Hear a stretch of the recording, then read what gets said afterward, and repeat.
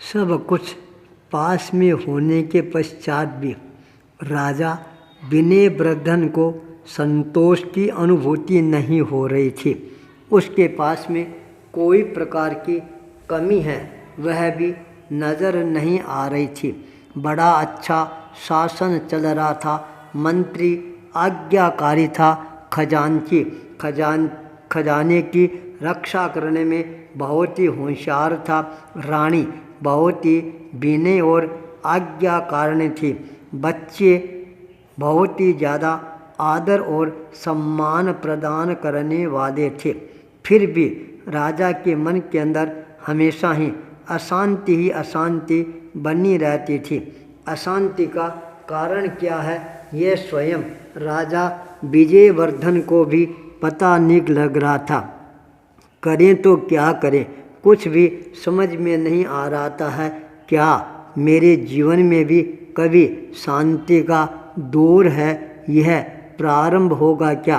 रह कर यही प्रश्न 24 घंटा उसके दिल और दिमाग को झकझोरता रहता था, पर समाधान है कहीं पर भी नज़र नहीं आ रहा था। एक दिन राजा बहुत ही ज़्यादा अपने आप को अशांत महसूस करना प्रारंभ कर देता है। अपने आप को रोक नहीं पाता है। राज्यसभा से तत्काल वह रवाना होने का अपना मानस बनाना प्रारंभ कर देता है। अचानक राजा अपने सिंहासन से खड़ा हो जाता है। सारे सभासद मंत्रीगण देखते रह जाती हैं, ये क्या हो गया? राजा जी आज अचानक है कैसे खड़े हो गए? कहाँ जा रही हैं? क्या करेंगे? क्या होगा? किसी के भी समझ में नहीं आ रहा था। राजा भी किसी को कुछ भी आदेश निर्देश प्रदान किए बिना तत्काल अपने राजमहलों की ओर प्रस्थान कर जाता है। राजमहलों में पहुंच जाता है, पर शांति की जगह राजमहलों में अशांति का ज़्यादा अनुभव होना प्रारंभ हो जाता है। राजमहल भी उसको काटने के लिए दौड़ते हुए नज़र आने प्रारंभ हो जाते हैं। सोचता है अब क्या करूं? न तो राज्यसभा में मेरा मन शांत बन रहा है और न ही राजमहलों में जीवन में शांति का अवतरण हो रहा है। अब क्या किया जाए? अचानक आकाश की ओर ध्यान है केंद्रित होता है। आकाश में छोटे छोटे बादल है, इधर से उधर उमड़ते घुमड़ते नज़र आ रहे थे। प्रकृति को आनंदित बनाने के लिए वह अपने मन के अंदर एक संकल्प करता है, चलो आज प्रकृति का आनंद लेकर अपने जीवन में शांति का अवतरण करवाने का प्रयास करें। राजा तत्काल राजमहलों को तिलांजलि देकर अकेला ही अपने कदमों को जंगल की तरफ गतिशील बनाना प्रारंभ कर देता है।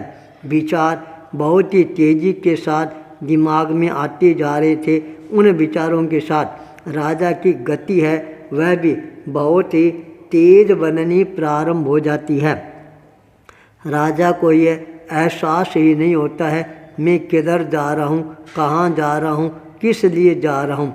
बस उसका तो एक ही लक्ष्य बन गया है, बस चलते चलो चलते चलो चलते चलो। शहर को छोड़कर जंगल में प्रवेश कर जाता है।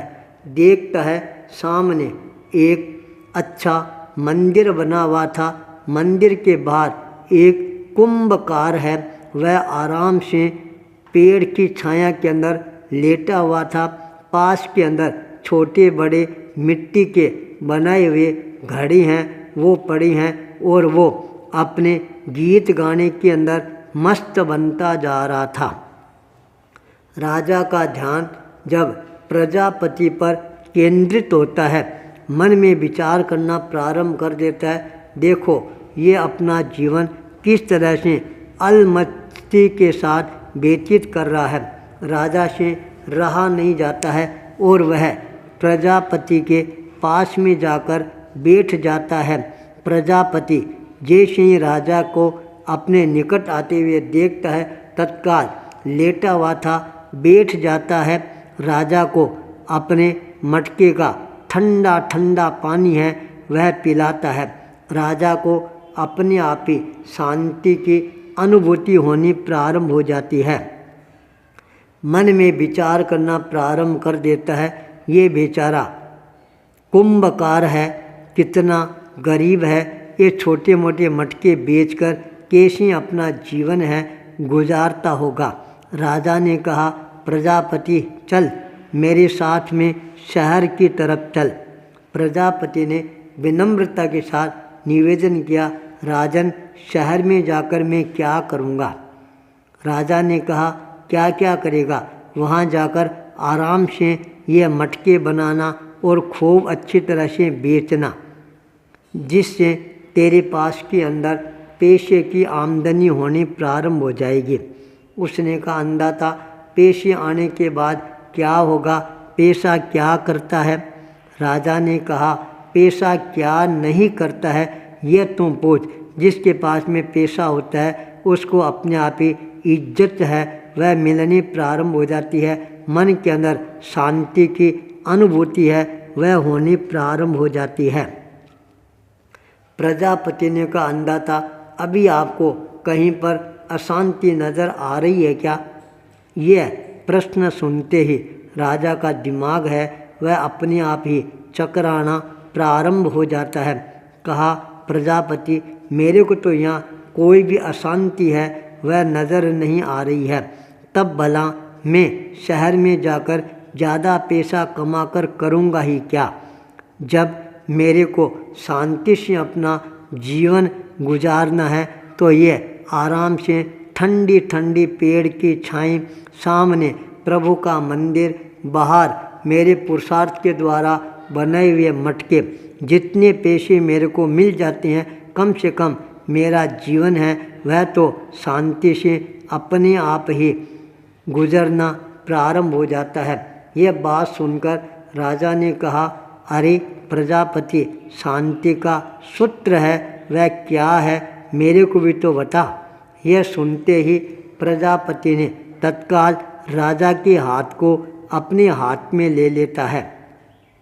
राजा के हाथ की हथेली को देखकर और उस हथेली को उल्टा कर देता है। जैसे ही हथेली को उल्टा करता है राजा देखता रह जाता है, इसने मेरी हथेली को उल्टा क्यों किया। राजा ने प्रश्न किया, प्रजापति क्या बात है, तुमने मेरी इस हथेली को उल्टा क्यों किया। तब उसने मुस्कुराते हुए कहा, अंदाता आपने पूछा था शांति का मंत्र क्या है, यह है शांति का मंत्र। राजा को आश्चर्य हुआ, हथेली को उल्टा करने से अशांति है वह शांति में कैसे परिवर्तित हो सकती है। तब प्रजापति ने अपनी बात को प्रस्तुत करते हुए कहा, राजन जो हाथ औरों को देना प्रारंभ कर देता है वह हाथ अपने आप ही शांति का माहौल बनाना प्रारंभ कर देता है।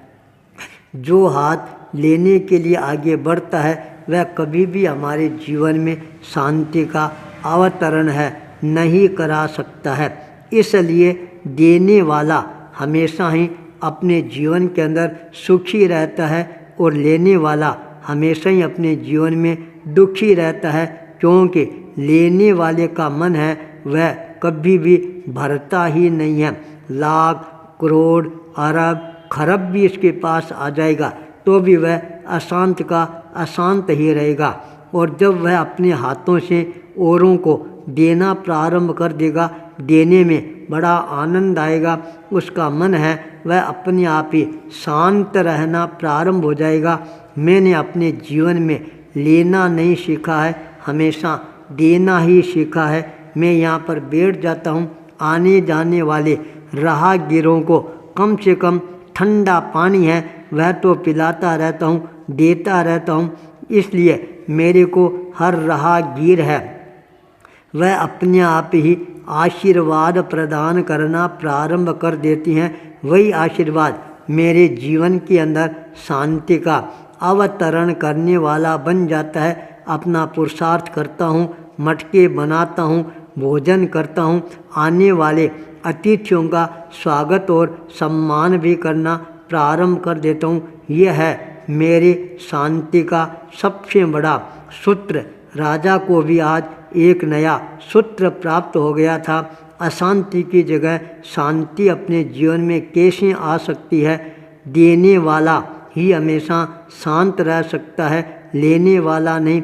इसलिए दान देकर ही हम अपने जीवन में शांति का अवतरण कर सकते हैं। आचार्य भूपेंद्र।